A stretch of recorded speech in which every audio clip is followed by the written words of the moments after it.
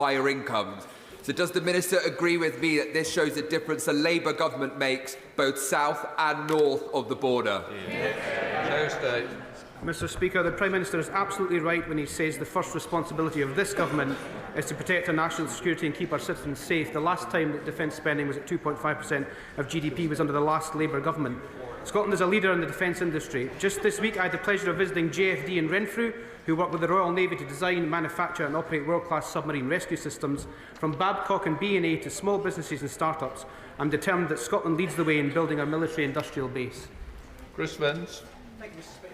Given that more than 20,000 jobs in Scotland already support the defence sector, including as well as hundreds of jobs in Harlow, does he agree that the government's commitment to increase defence spending will also help to grow Scotland's economy and create more skilled jobs? Thanks for that question, Mr. Speaker. For years, the defence sector in Scotland has been at the forefront of creating skilled, well-paid jobs, despite the SNP's refusal to stand up and back UK defence. Mr. Speaker, this week is of course Scottish Apprenticeship Week as well, and I hope those on all sides of the House, particularly members from Scotland, will join me in paying tribute to Scotland's wonderful defence sector apprentices, who do a great job not just keeping our country safe, but helping their economies grow and the skills base of Scotland's future. Adam Jelgi. Proper industrial strategy is key to economic growth, which is why industry has been asking for this for many years. My constituents in Newcastle and Lyme were failed by the Tories, and the people of Scotland have been failed by the SNP since 2007. Can the Minister set out what work the Scotland Office across government's done to ensure that a national new industrial strategy delivers for Scotland, as well as the good people of Newcastle and Lyme? Mr. Speaker, the SNP, Scottish Government and its members seem to think that defending the defence industry is done on Twitter. Mr. Speaker, this government inherited not just a fiscal crisis but an industrial one as well over 10 years without a clear industrial strategy. I was pleased to meet recently with the Chair of the Industrial Strategy Advisory Council and welcomed my right honourable friend, the Business Secretary, to Scotland last month to meet business leaders at the forefront of Scotland's industrial future. Already this government has delivered, amongst other things, £200 million for Grangemouth, £2.6 million for the V&A in Dundee, job security for 300 skilled workers at Holland and Wolf shipyards in Bethel and Arnish, and just this morning we announced £55 million for the Cromarty Green Freeport to expand its capability for floating offshore wind. That's a commitment to growth this government makes to the country.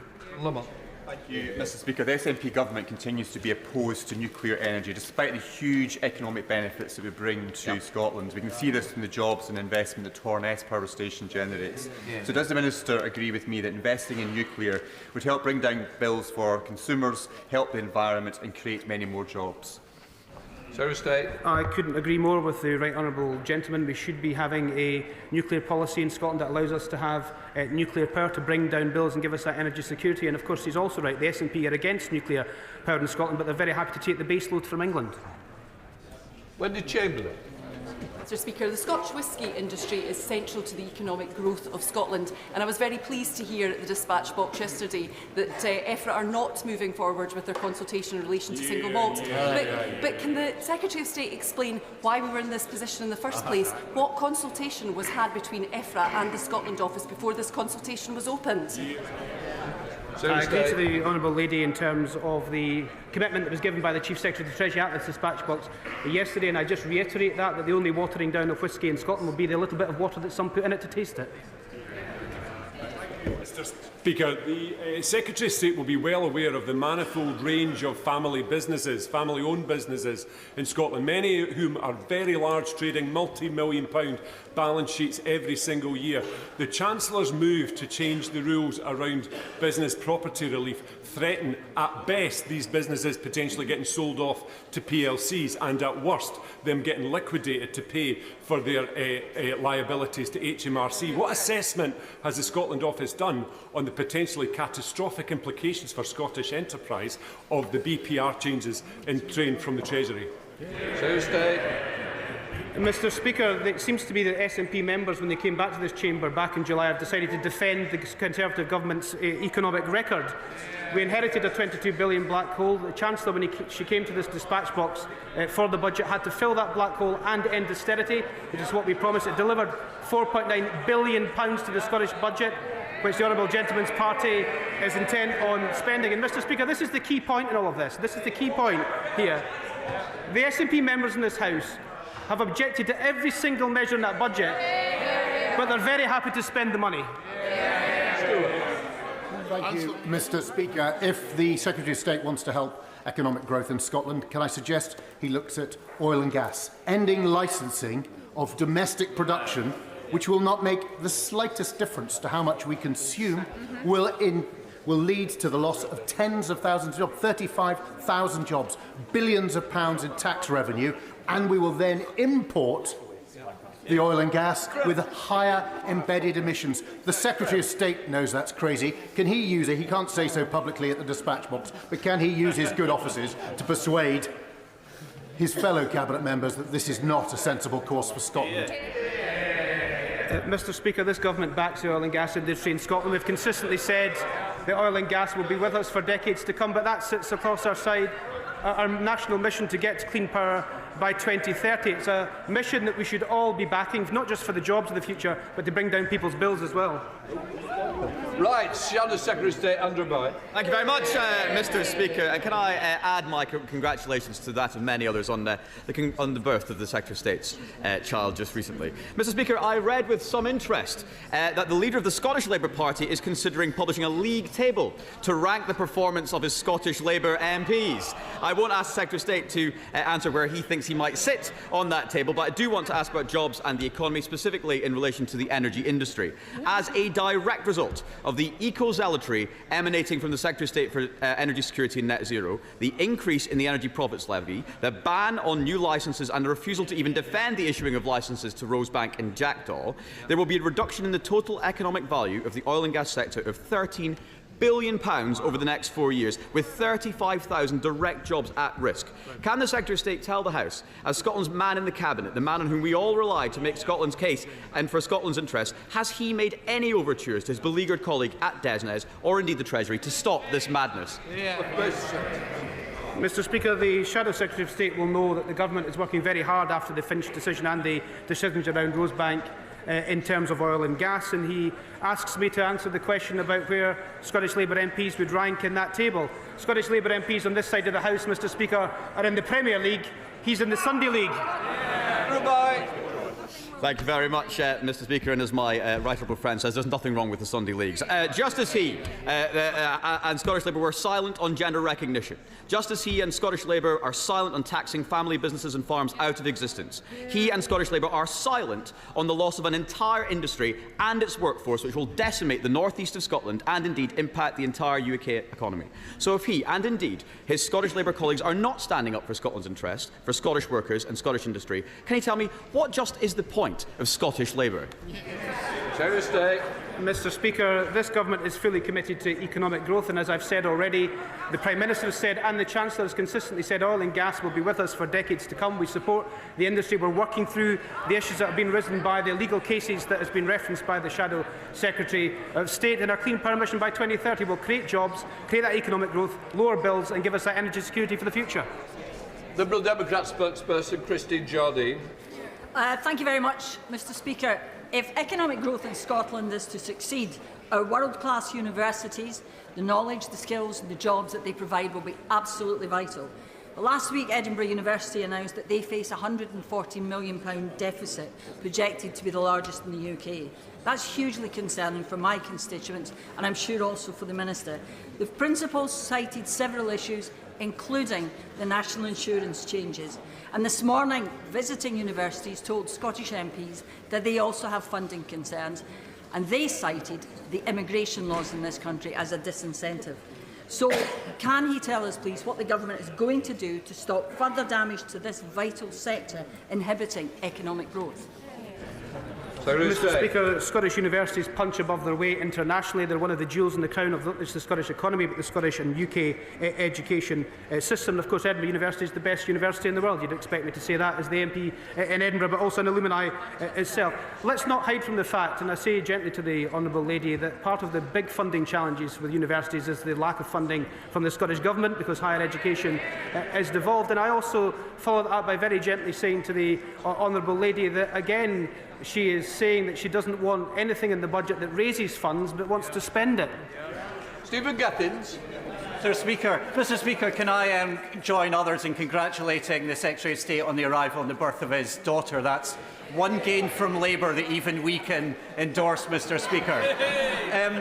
One of the most important areas that business has identified for growth has been around a more Scotland-specific approach to migration. That's something that was touted by Scottish Labour in their manifesto and by their leader, but it was shot down by the UK government within no time at all, going the same way as WASPI, child poverty commitments and the winter fuel payment commitment. So if the UK government won't listen to Scotland's Labour leader, why should anybody else? Mr. Speaker, I'm very surprised that the honourable gentleman didn't take the opportunity to apologise for his Twitter rantings at the weekend on foreign policy with regards to the Prime Minister, and what he said was the UK has left itself in an utterly isolated position. I think the honourable gentleman left himself in an utterly isolated position. This government is completely committed to economic growth, completely committed to transforming lives in Scotland, and we're also already seeing the fruits of that in the Scottish context. And I would ask the SNP to either get behind that or give Scotland a new direction and get out of the way. Stephen Guthrie.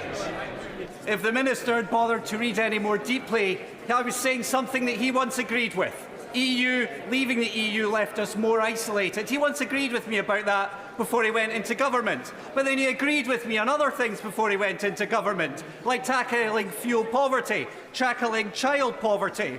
Or is the Secretary of State no longer worried about these issues and more worried about league tables? Or a situation where he's more worried about being in the relegation zone?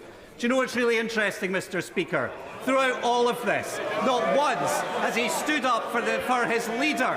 So it makes me think that if we shouldn't listen to his leader because they're not listening to his leader anymore either.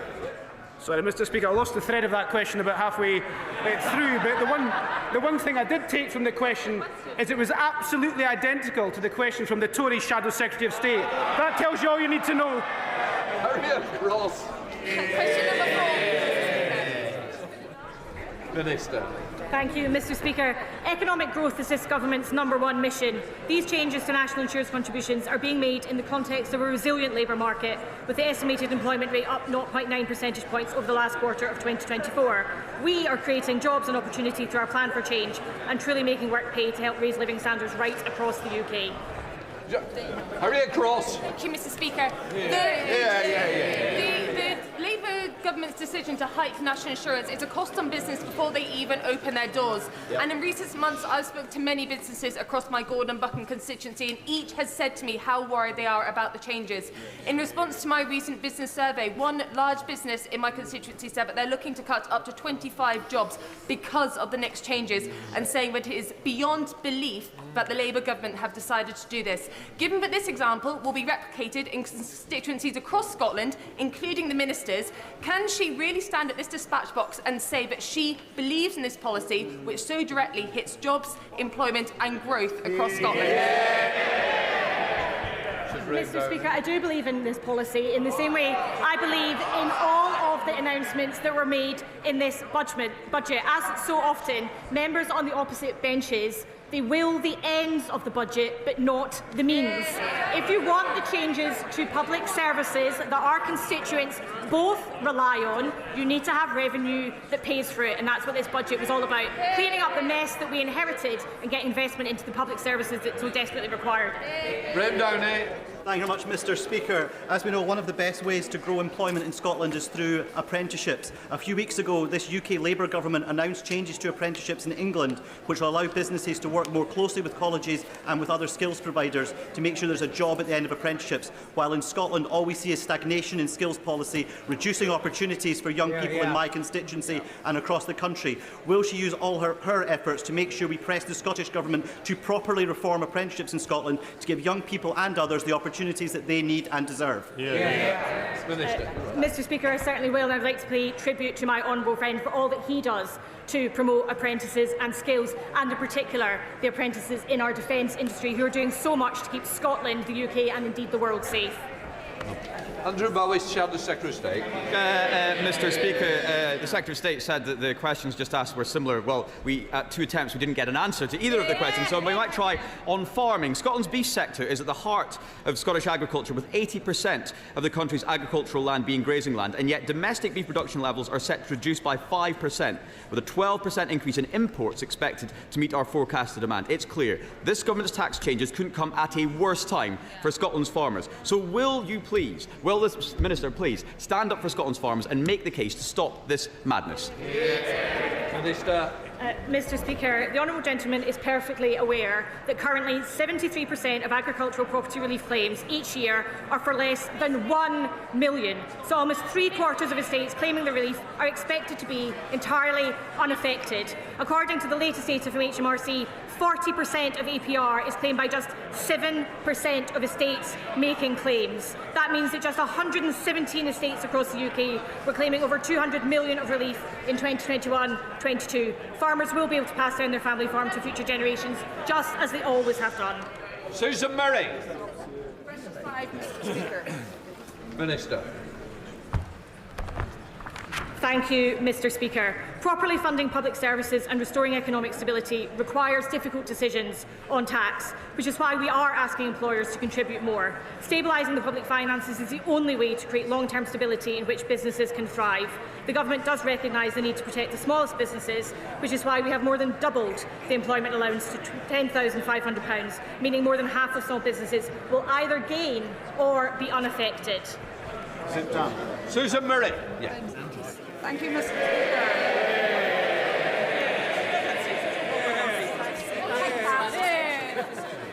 One of my constituents has told me about one of their clients who's a business care home owner, which is facing an increase in their operating costs of £70,000 a year as a result of the national insurance increase. Most of their caring staff work on a part-time basis, which suits their family circumstances.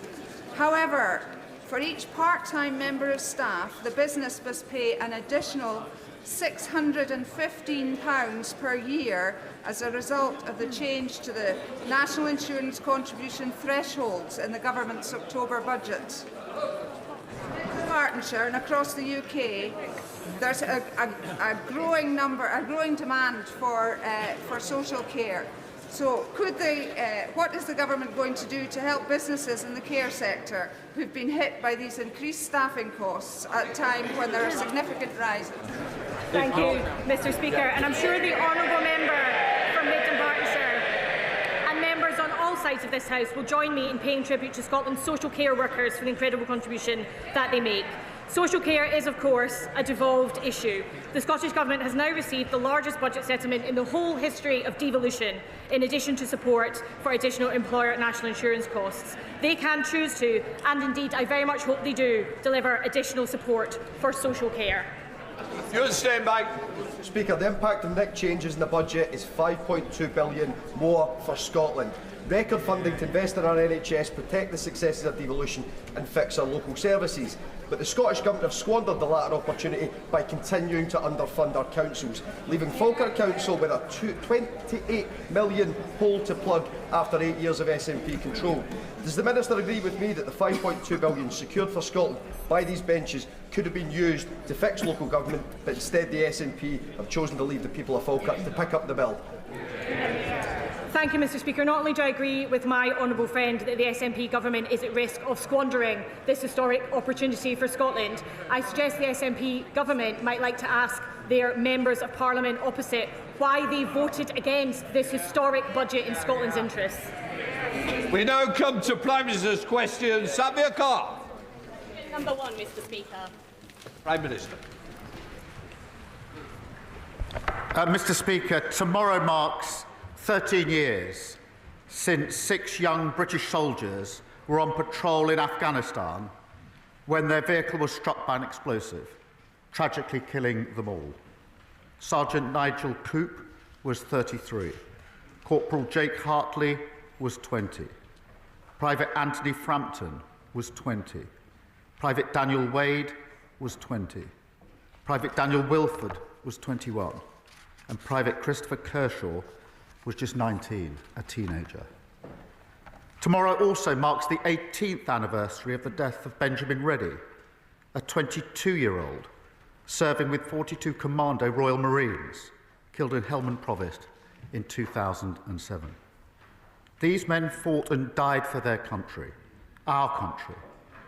And across the wars in Afghanistan and Iraq, 642 individuals died fighting for Britain alongside our allies.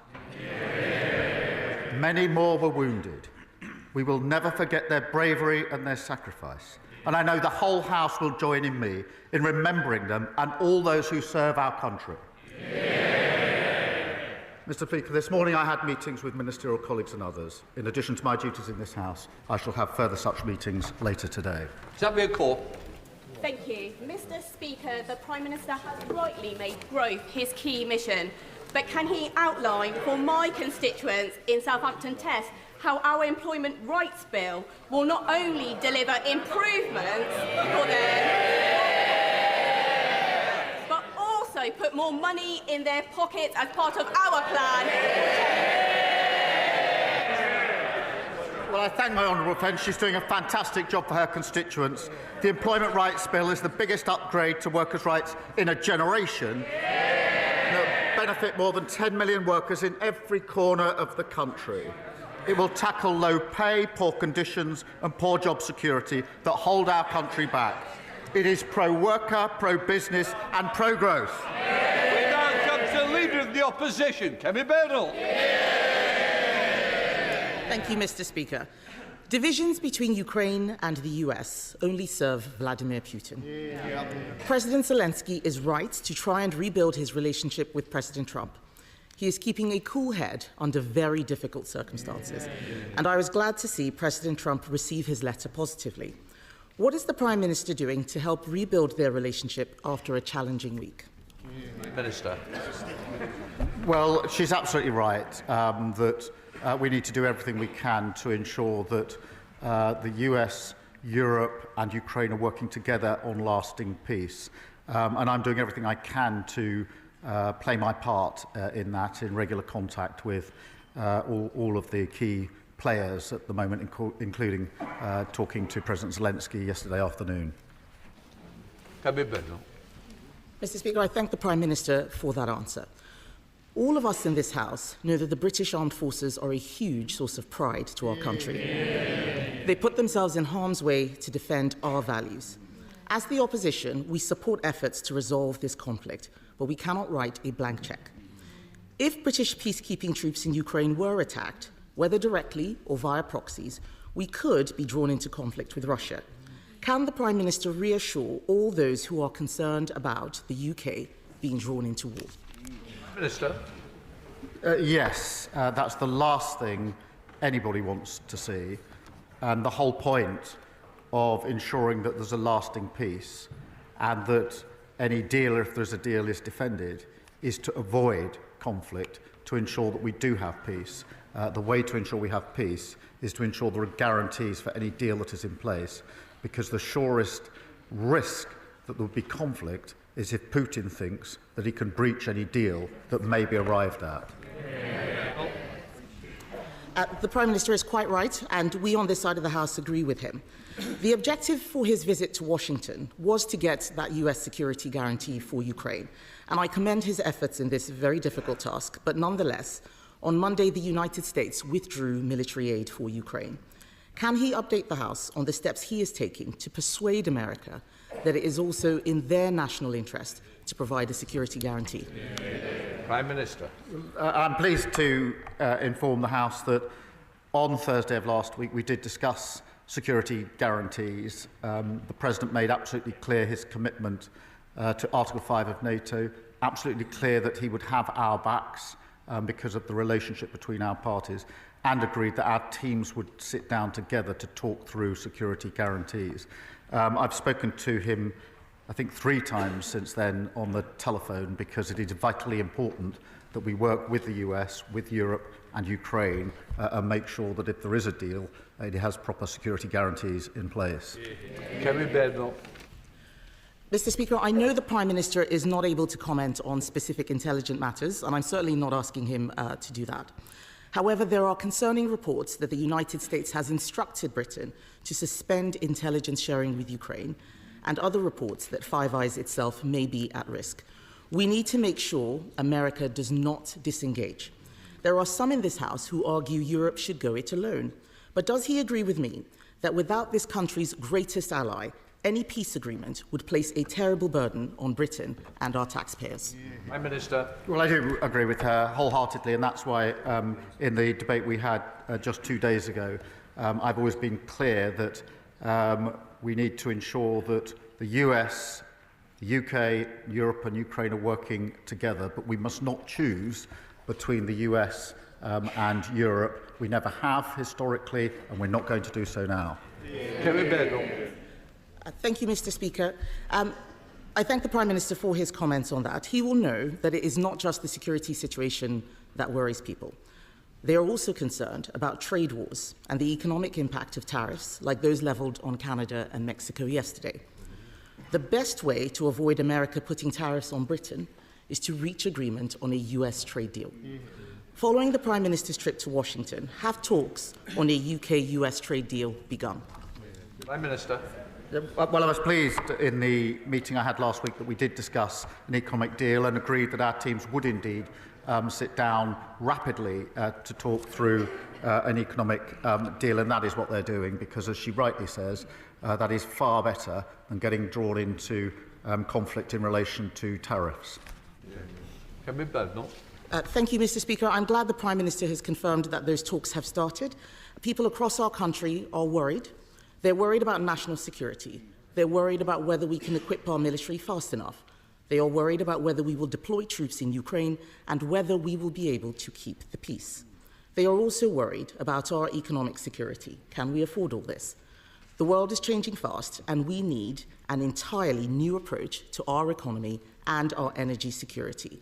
The budget last year halted growth with higher taxes and higher borrowing. Yesterday, farmers were protesting in Whitehall again. People are hurting. Will he now change course so we can have the economic security we know we need for our national security? Prime Minister. We were doing so well.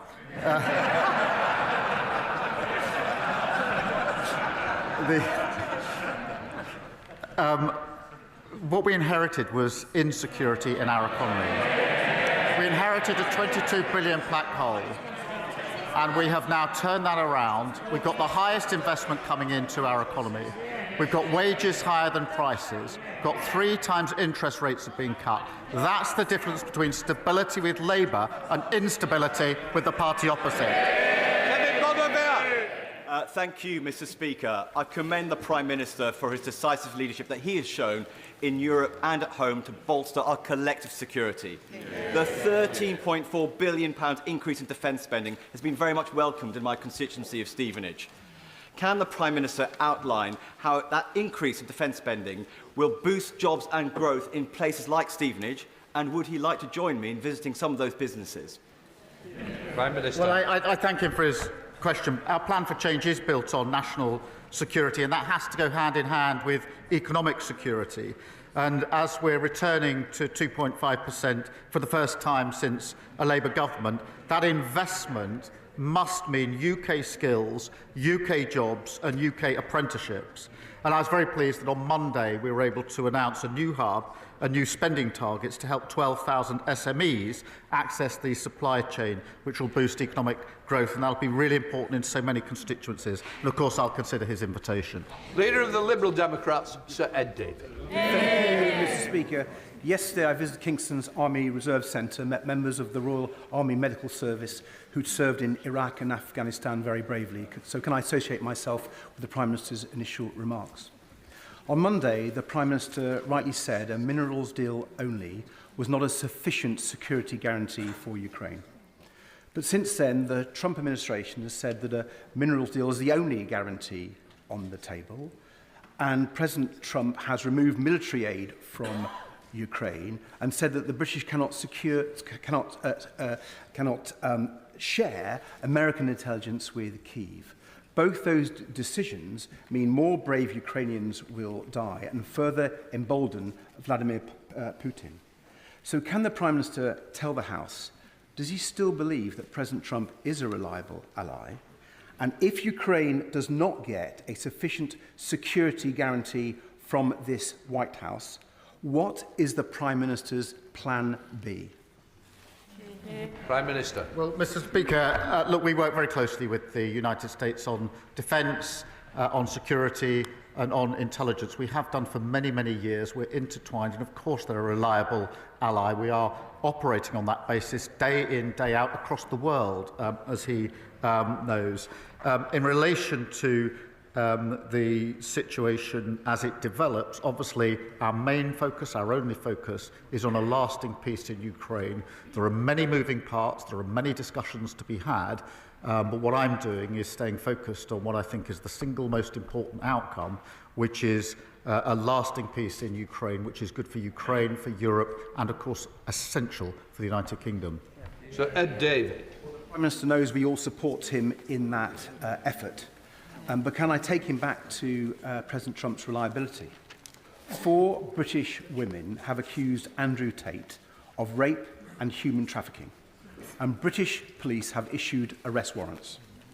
The Tates have tried to escape justice, first to Romania, now to the United States, but I'm delighted that Florida has thankfully opened a criminal investigation.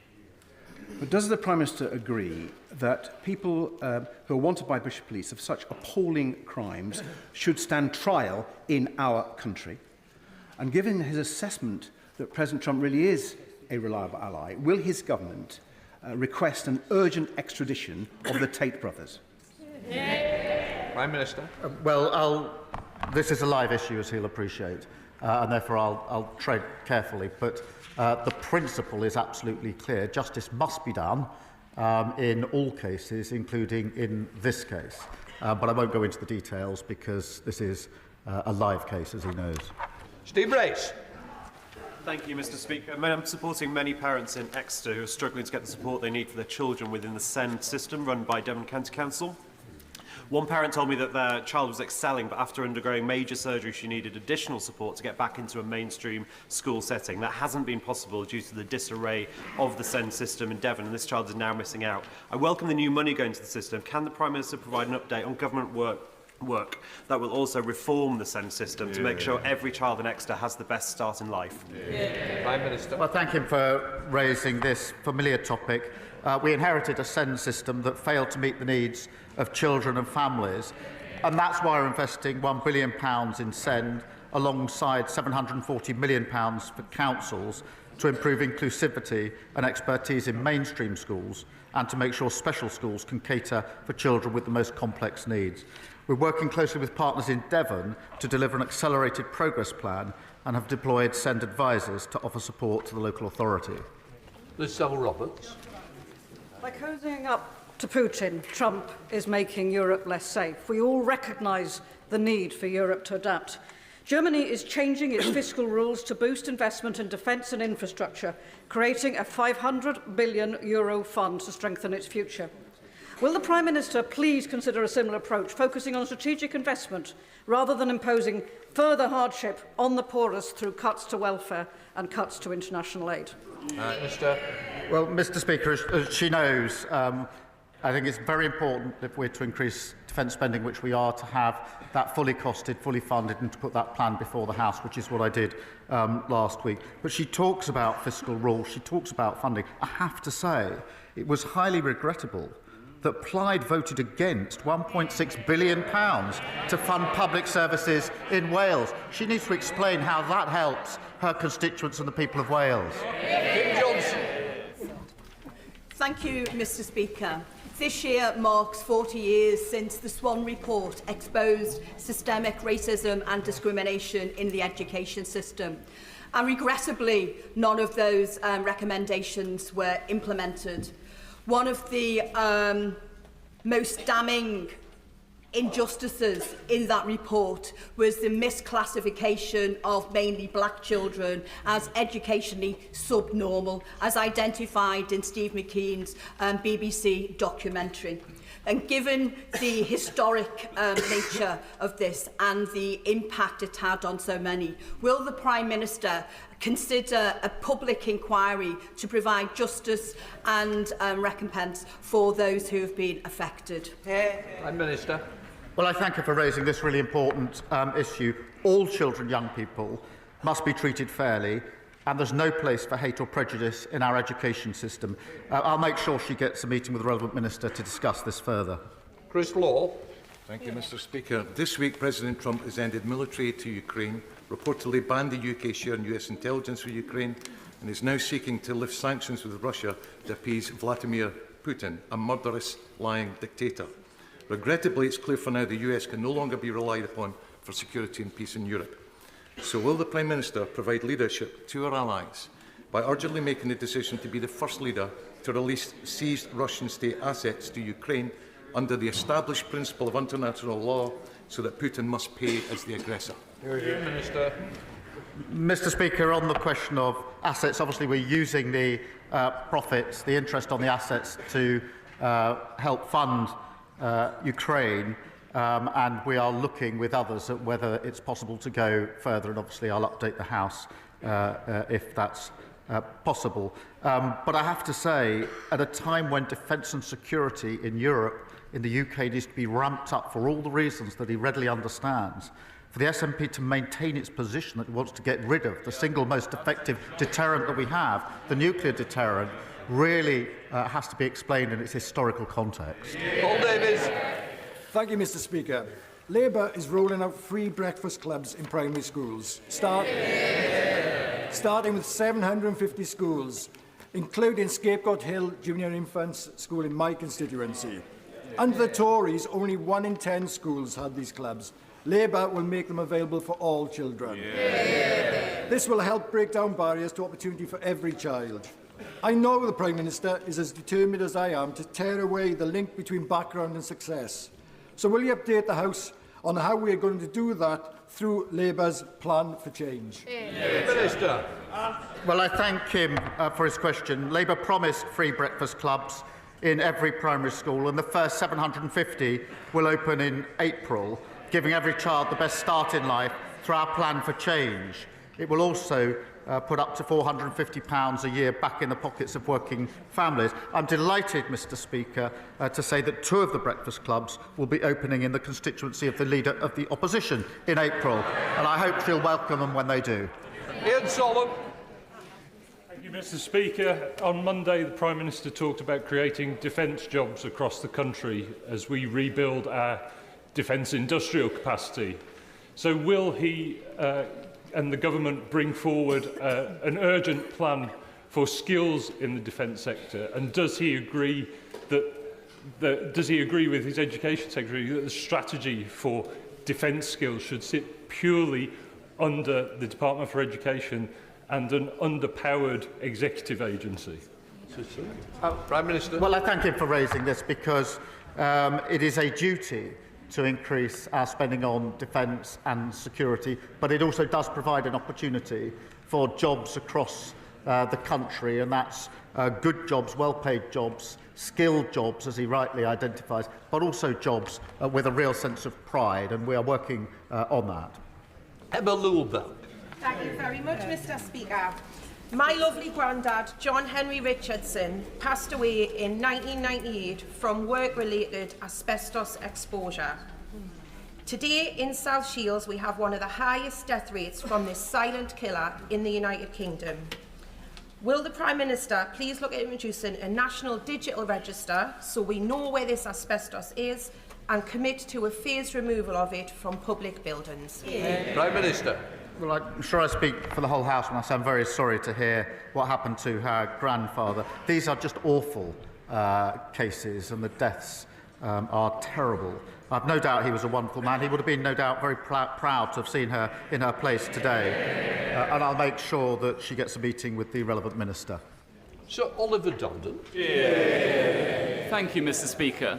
St Hilda's Girls' School looks set to join Emmanuel Jewish Prep as the second school in Bushey alone forced to close because of Labour's VAT hike.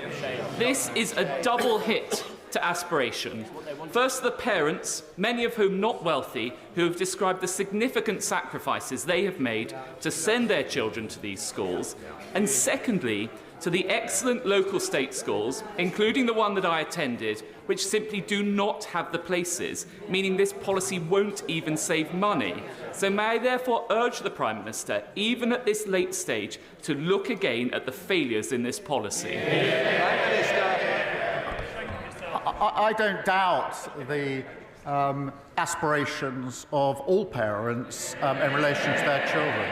But I mean all parents. What we've been able to do is to make sure we release the funding to ensure that our state secondary schools have the teachers they need.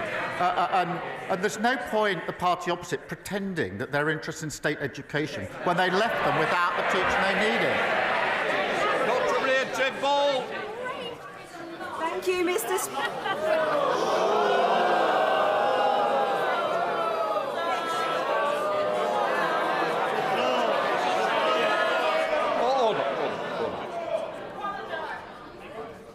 There is no punchline. I presume something was said that shouldn't have been said.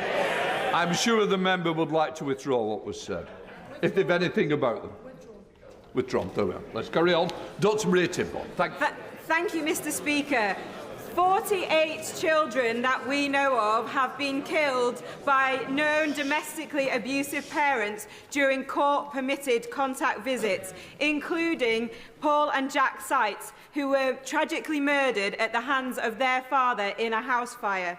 Their mother, my constituent Claire Throssell, has campaigned against the presumption of contact, which allows such abusers to have unsupervised contact with their children. Will the Prime Minister meet with Claire and I to discuss the urgent need to remove the presumption of contact in law? Prime Minister. Well, can I pay tribute to my honourable friend and to my honourable friend, the member for Calder Valley, who've both raised this critical issue? And can I particularly pay tribute to Claire? Her courage and strength is outstanding. Mr. Speaker, family courts must never be used as a tool that domestic abusers can use to continue their appalling abuse. And we're expanding a number of pathfinder courts to protect the welfare of children and reviewing the presumption of involvement that she raises. Richard Ford. Thank you, Mr. Speaker. Daniel Coffey from Columpton lost his life while serving in Iraq. His grandfather said yesterday that Vice President J.D. Vance should have a lot more respect for those who lost their lives, in response to the Vance comment that some random country that hasn't fought a war in 30 or 40 years. Will the Prime Minister gently remind the US government the UK was there for the US following the 9/11 attacks when Lord Robertson invoked Article 5, and that we were there for the US for the intervention in Iraq, and they might remember our long-standing friendship when we think about security guarantees for Ukraine? Prime Minister. Well, I thank him for raising this, and I know he speaks for the whole House. We do remember the role that we've played historically with our allies, and we particularly remember those that made the ultimate sacrifice in that duty for their country and for our allies, and that's why it's so important that we make that point today. Parin Mood. Muraz Gul Peran Lowen. Happy St Piran's Day, Mr. Speaker. To the hundreds of thousands of people in Cornwall and around the world who are today celebrating St Piran's Day, will the Prime Minister confirm our government's commitment to national minority status for Cornwall, and will he join me in wishing Cornish folk the world over a very happy St Piran's Day? Prime Minister. Well, yes, let me wish him, his constituents and everyone in Cornwall a very happy St Piran's Day. We do recognise Cornish national minority status, not just the language, the history and the culture of Cornwall, but its bright future. And I know that he and Cornish colleagues will continue to be powerful voices for Cornwall. Sir David Davis. Yeah. 4 weeks ago, the Northern Ireland coroner accused British soldiers of unlawful killing after they engaged with IRA would-be murderers. After careful reading, as far as I can see, this judgment was based on no evidence whatsoever. Over 100 Special Forces soldiers have been summoned before these inquiries. Not one IRA leader has been summoned in the same way. Soldiers that serve our country with honour, heroism and skill are being punished in their declining years for doing nothing but carrying out their patriotic duty facing enormous risks. Now, given how he opened his comments today, which I associate myself with, does he not think that he and his government have a duty to protect these soldiers from such partisan parodies of justice in their declining years? On the particular case, the coroner's ruling, I just haven't seen the details, I'm afraid, so I can't comment on that. On the broader point, it's right that we should protect those who serve our country, wherever they serve our country. Getting the balance right is critically important. I didn't think that the legislation that was put forward by the party opposite achieved that, but nonetheless, I do believe that in the interests of everybody in Northern Ireland, all those who served and all those who are victims, we do need to renew our efforts to find a way forward on this really important issue. Eleanor Donegal. Mr Speaker, my constituents in Hastings Rye and the villages are fed up with the constant failures of Southern Water, dumping sewage in our sea, flooding and leaving us without water for days, all while taking huge bonuses. At the Environment Select Committee, we've been hauling in the water bosses one by one and hearing about their failures. But the boss of Southern Water there finally agreed to give my constituents millions in compensation for a major water outage. Can the Prime Minister tell me how this Labour government is cracking down on the bad behaviour of the water industry? Can I applaud her for her dedicated work on the Environment Committee and obviously in her constituency. Last week, our Water Act became law, which gives new powers to ban the payment of bonuses for polluting water bosses and bringing criminal charges against lawbreakers. We are determined, Mr Speaker, to fix our broken water system after years of companies pumping sewage into our waterways and infrastructure not keeping pace with demand. Wendy Morton. Thank you, Mr Speaker. I pay tribute to the Prime Minister for his efforts to bring Europe together and ensure we can work to restore peace in Ukraine. What the war in Ukraine has also demonstrated, though, is the need for greater food security and stronger supply chains. But if this government forces our farmers to sell their land because of the divisive family farm tax, then it undermines this. So ahead of the spring statement, I'd like to ask the Prime Minister, will he think this policy through again and seek to end it? Because national security needs food security, it needs farming and it needs farmers. Prime Minister. Mr Speaker, we put a record amount in the budget into farming, £5 billion. We've set out a roadmap for farming, which has been welcomed across by the NFU. And as she knows, the vast majority of farms will not be affected by the provisions that we're putting in place. Lead picture. Thank you, Mr Speaker. For months, my constituents in Doncaster East and Isle of Axholme have been telling me how fed up they are with not being able to get an appointment because of the 8 AM scramble. The last thing they need when they're ill is to have to pick up that phone and wait and fight again to be first. It's great news that the government's new GP contract will start to resolve this, but can the Prime Minister reassure my residents who can't use technology that they will still be able to book an appointment? Prime Minister.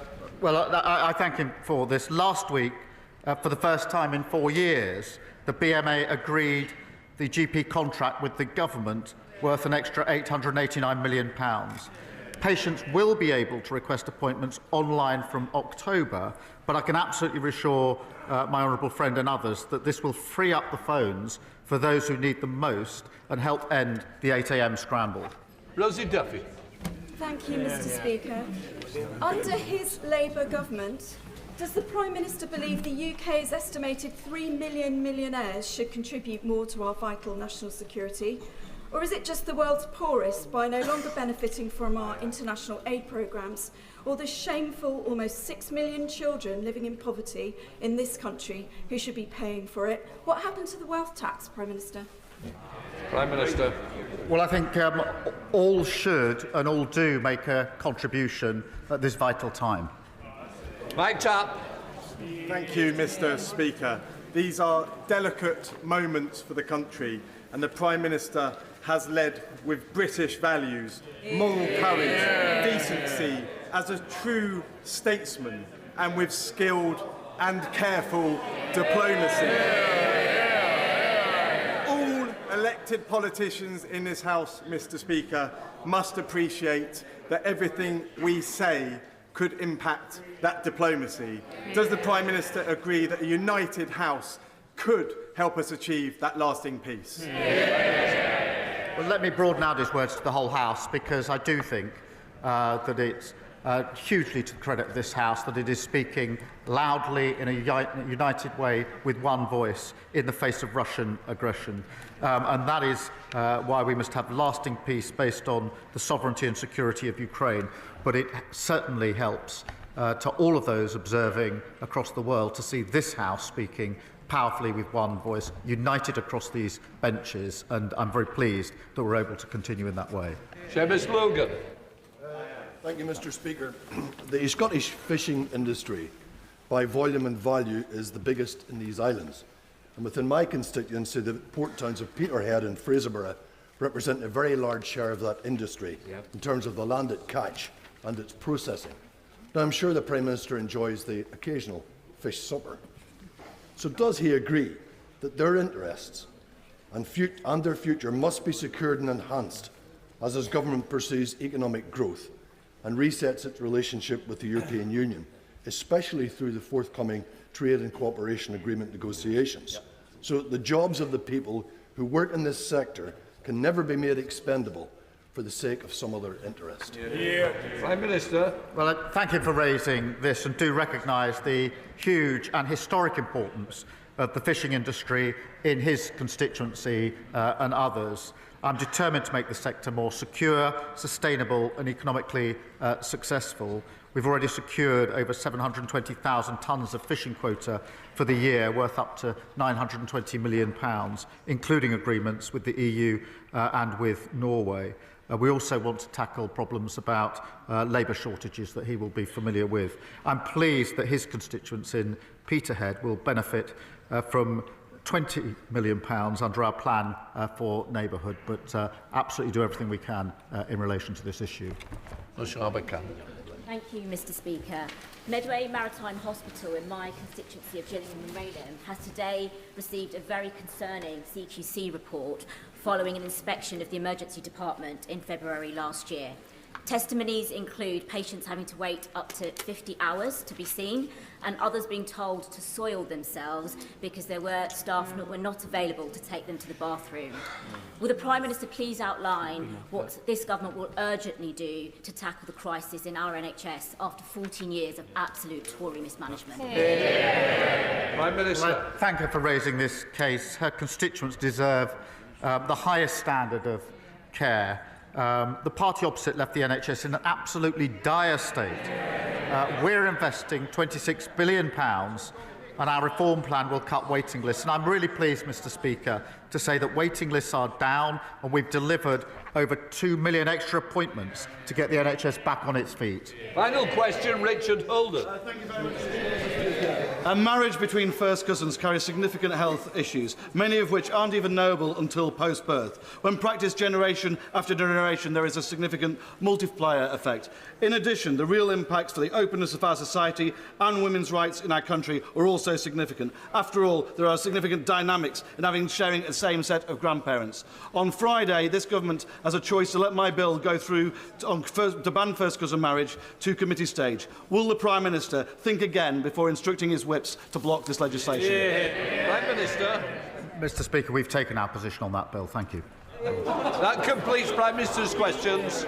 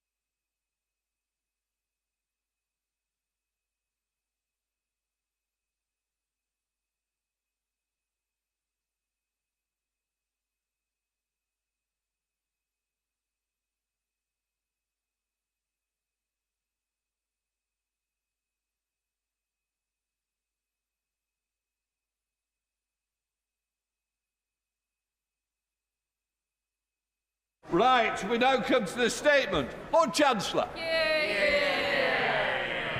Thank you very much, Mr. Speaker. With permission, I will make a statement on capacity in the Crown Court. When this government took office 8 months ago, we received an inheritance from those opposite that was little short of disgraceful. Our prisons were in crisis, on the edge of collapse, and our courts faced a record and rising backlog. While the crisis in our prisons was more obvious and visible, the harm caused by the backlog in our courts cannot be overestimated. Today, the backlog stands at over 73,000 cases. Just 5 years earlier, it had been half of that figure. We should stop and consider that fact, because the backlog is far more than a number. Behind each case is a victim. Many have waited years for justice, and some will now not have their cases heard until 2028. With delays this long, it is little wonder that more victims are dropping out. And tragically, this is true of victims of the most heinous crimes. Just 5 years ago, around 3% of adult rape victims whose cases were due to go to trial dropped out before their case was heard. Today, that figure has more than doubled. Mr. Speaker, an old adage has sadly come true in this country. For far too many, justice delayed is justice denied. Unlike our predecessors who allowed this backlog to rise and rise, this government will bear down on it. We will deliver swifter justice for the victims of crime, and that starts today with a record investment in our criminal courts. Mr. Speaker, each financial year the government determines